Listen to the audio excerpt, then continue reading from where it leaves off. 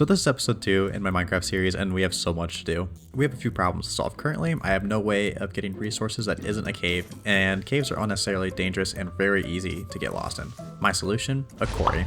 The quarry will be a safe place to collect resources and building materials. I can easily prevent mobs from spawning there, and eventually whenever I get a beacon, I can have haste 2 in the entire mining area. The next problem to solve is food, and I think a fish farm is the easiest option. Honestly, I feel bad killing all the cows in my plain biome all the time, literally, non-stop. Also, fish farms usually give some bones, which will be nice for bone meals for crops, and also my dog horse would probably like the bones as well. And lastly, and maybe most important, is upgrading the house, because this house leaves something to be desired. But anyways, now where to put the quarry. So right here looks like it would be a good spot, at least plenty of room for expansion in the future. Also, the way it sets up against the side of the mountain is aesthetically pleasing. And now I guess it's time for the terrible part, mining out all this with just stone and iron tools. Why do I do this to myself?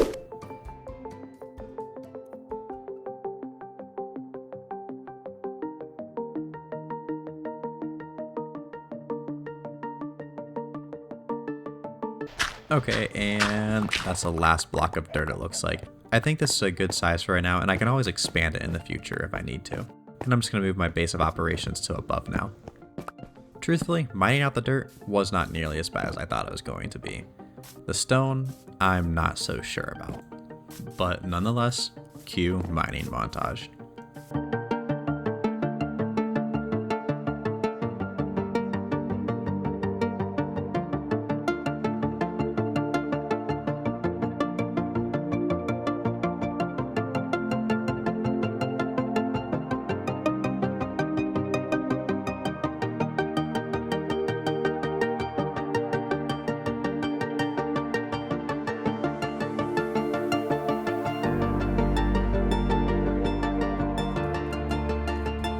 This truly is an example of something that takes me hours and you guys get to watch in just mere seconds. But with the bulk of the mining finished up, I think I need to go caving. And I know what you're thinking. Why are you going caving? Isn't this why you're making the quarry? Kind of. The quarry is just supposed to cut down on how much I have to go to the cave. And the quarry's not done yet, so I guess I have to go to the cave. I think the cave I went to in the first episode would be a good place to start. I know that it's at least relatively safe. Of course, the zombie would be here to make me eat my words, though. So, let's get to mining.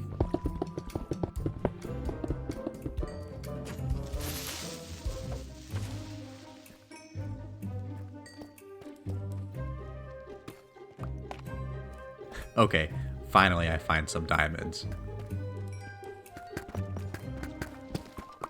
Wow, that's not bad. 9 diamonds out of 1 vein. I think that's a sign that that's enough mining for right now, and I'll just mine whatever I see on my way up. Hey, not bad. Some more diamonds. Very nice. Oh. Oh no. I've gotten myself into a situation now. Okay, fine, cave. I'll leave. I'm just gonna make some replacement tools real quick while I'm down here, and then I'm going to leave.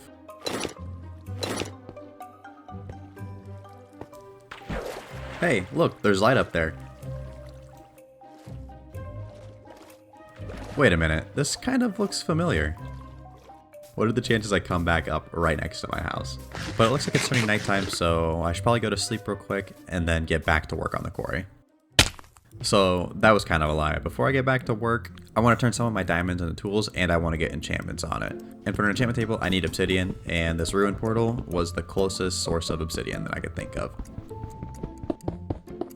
On the bright side of only eating cows, I already had plenty of leather, so I did not need to go farm for more. Hello everyone, it's me in editing. I didn't want to completely skip over me doing the enchanting, but I also understand not everyone finds it particularly interesting, but I'm going to take it as an opportunity to see if you're subscribed. This is only my 2nd episode, and these series take me tons of time to complete, and the whole liking, commenting, and subscribing thing really does help out a ton in the algorithm, and all input and feedback is greatly appreciated. But now the enchanting is done, so let's get back to the video. So now we have all the prerequisite digging out of the way, and I should probably start actually decorating the quarry.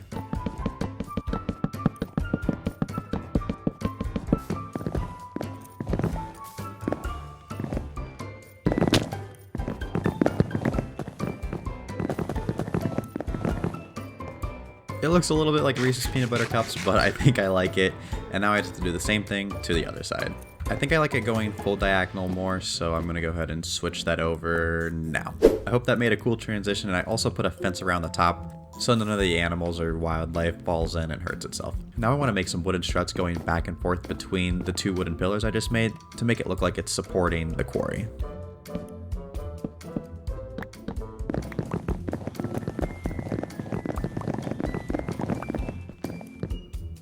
And I'm just going to add some trapdoors for decoration.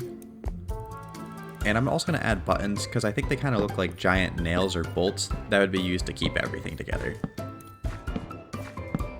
Okay, I really like how that turned out, and everything's starting to look a lot more put together finally. But while going back and forth, I realized I don't have an actual staircase to get up and down, so I should probably go ahead and add that as well. Alright, now I have a way to get out of the quarry as well as a way to get from the platform to the lower levels as well. And I can barely hear myself think over this rain, but I went ahead and added some chests as well as some light as well as a crafting table and some furnaces. So I've been looking at this for a moment. In the meantime, I went ahead and added a minecart and rail, but I feel like the middle area is just very empty. So it'd be kind of cool if I went and changed it so the minecart rail is going through there, and then I could eventually connect that up to my house at some point in the future as an easy way to transport materials back and forth.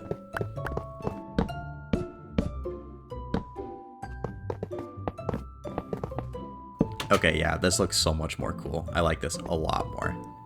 So I went ahead and added more decoration. I added some dimension to the floor, I gave myself an infinite water source, and I also added a smoker and a blast furnace and decorated them. Oh yeah, I also added an infinite source of lava. So I think that puts the quarry in a pretty good spot, and it's time to probably move on to the next thing in the episode that we want to accomplish, the fish farm. And for the fish farm, I'm going to need magma blocks, and the best place to get that is going to be the nether. Thankfully, I also added this infinite lava generator, so I'm just going to take this lava, turn it into obsidian, and then use that to repair the nether portal that I used earlier. So I guess it's time to go into the nether. Hopefully we don't get a bad spawn. Okay, so this looks like a good spawn for what we need, albeit definitely a bit dangerous. It would not be a good day if I fell into that lava. So thankfully some magma blocks were nearby. I'm just going to collect these real quick, and then I'm going to get back to the overworld as quickly as I can. So I went ahead and I got all the materials I needed put together and crafted, and this is what I need. The point of this isn't necessarily to be a tutorial, but you can follow along if you do want to do this in your own world. Also, it can be easily scaled up to any size, and obviously the bigger it is, the better it works. Okay, so I'm going to start by making an 8x8 square with the magma blocks, then I'm going to make another 8x8 square right underneath that. And now I just need to put some rails on it. Wow! Okie dokie, now that's done. Next up, the item collection system. Okay, time out. While I was editing this, I realized I did a terrible job at explaining. So even though I said I'm not going to make this into a tutorial, I did such a bad job at explaining it in the actual video, I'm going to do it out of guilt. So what you want to do is you want to put down your chest, you want to put down a hopper facing into it, and then a hopper facing into that hopper. This powered rail needs to be at an angle, and you put 2 powered rails on top of it, and then that would just connect normally to your rail system. And then you want a comparator facing into the hopper, a solid block above it, a piece of redstone on top of the solid block, and then behind it you want a redstone torch, and then another solid block on top of that redstone torch. And now, if you drop anything on top where you're supposed to collect items at, it'll pick them up, and it'll turn it off until everything is out of the hopper. And voila, there you guys go. A very short mini tutorial that I said I wasn't going to do. However, no more distractions, let's get back to the episode. So I just finished the fish farm, and I realized I did something terrible. I made everything 1 block too high, and what good is a fish farm that doesn't spawn fish? So let's go ahead and correct for that small little mistake. Okay, so I just moved everything 1 block lower, and let's do a quick little test run. Okay, looks like it works. I'm glad I caught on to this early before I just didn't think the farm worked at all. But I think that concludes the fish farm chapter of this episode, and now it's time for the final thing we have to do, upgrade the house. And I should probably start by collecting all the wood that I have around, because I know I'm going to need a lot of it. So I searched the house and the quarry, and this is all I have left. So yeah, another mining montage? Oh!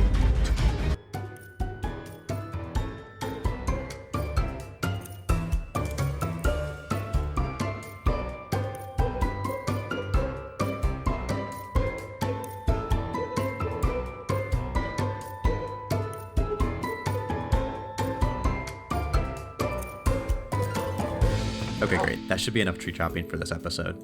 The more I have to go out and just cut down a bunch of trees, the more I just want to make a tree farm. But there is one upside of having to grow all these trees. Every sapling apparently has a very small chance of also growing up with a beehive next to it. So now my backyard is just filled with bees. As you could probably guess by my name, I really like bees. But regardless of my new and improved backyard, let's get to making the house.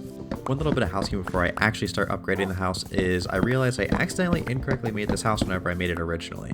So I just have to make it one block wider. Okay, great. Now that's all finished up, and I should probably put all that wood that I farmed to good use and make the frame of this house. Honestly, I'm compelled to fear for my life if I say cue mining montage, but thankfully, this time I can say cue building montage. Okay, I promise. That was the last one, but here we go.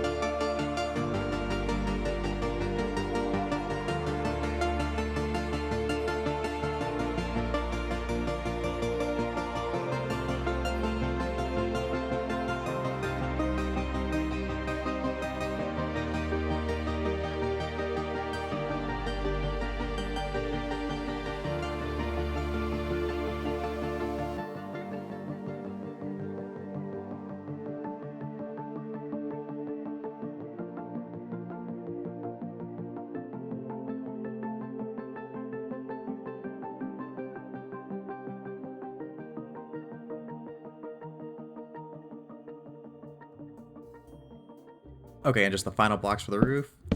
Okay, awesome. Now the frame is entirely complete, and I should probably start filling in the roof first. I had an idea in my head that this might be a kind of cool transition. Let's see how it goes.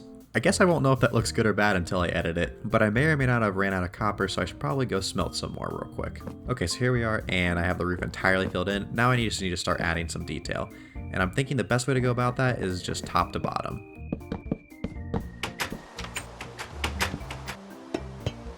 Okay, and now for the big moment, putting down the lightning rod. Boom. Who am I kidding? I only have the tower down. I really need to finish the rest of this house. Also, it's probably not the smartest thing to be standing next to this in the middle of the storm. So that's the roof all finished up. I guess what's next in the top-down approach, or whatever I called it, would be adding some decoration to the walls, because I don't think they're looking their best yet.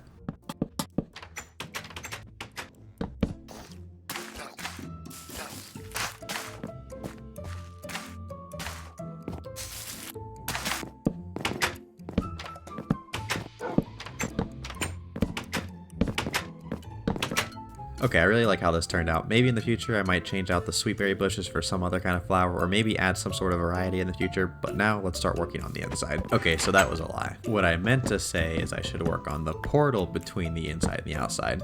The doors. And a cool trick you can do is you can take a campfire and extinguish it with a water bucket, and it gives a really cool lattice roof look. And I'm just gonna switch the door to a spruce door instead because I think it gives a lot more contrast. And there we go, a new and improved inside portal. I mean, door. Okay, and I'm just gonna put down a rough little back porch. Oh yeah, that's right, I have to actually decorate the porches. And now with that little campfire setup, I have a free way of cooking my food, as well as this cute little stove. And I really don't want to have boring wood planks throughout this entire house, so I'm gonna go ahead and switch those out for logs. Okay, and just a quick strip to make them blend in better. Okay, now it's starting to look more like a kitchen. Next up, countertops and storage.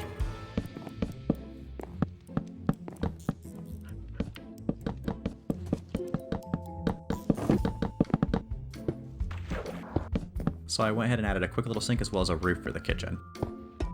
With the box out of the way, improved countertops, and a furnace, the kitchen is really coming together now. And I like the way it looks for right now, so next up is a carpet for the entrance. And don't you dare think I forgot about Horse. I made him a cute little bed over here. Look how adorable he is. And I imagine this is kind of the living space, so I'm just gonna add a little table and a couch here. So my plan for this room was something of like a exploration / war room, and with any great plans, you need a very big table. And because it's a war room, you might want armor, so I'm going to make some armor stands, and I'm going to collect whatever armor I have laying around. Well, that's an underwhelming amount of armor, but maybe in the future whenever we get more loot, that can be improved. And if the front porch gets an entrance carpet, so does the back porch. Okay, I like the way this looks. Next up is the upstairs. I feel like all the wood up here is just getting very monotonous, so I'm going to go ahead and add a little small carpet here.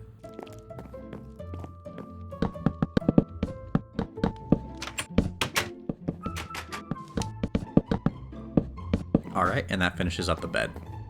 So this room's going to be the cartography / mapping room. And for any good map, you're going to need a compass.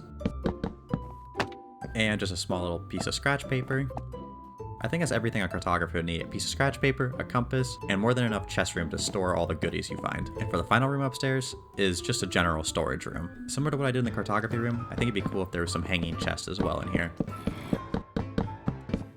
Okay, I think that works out perfect. A couple small chests below for the more petty and random items, and then also more than enough storage room for right now. And last but not least, the downstairs. Oh, that's right, I have to clear out all this dirt first. I thought I had enough of that already.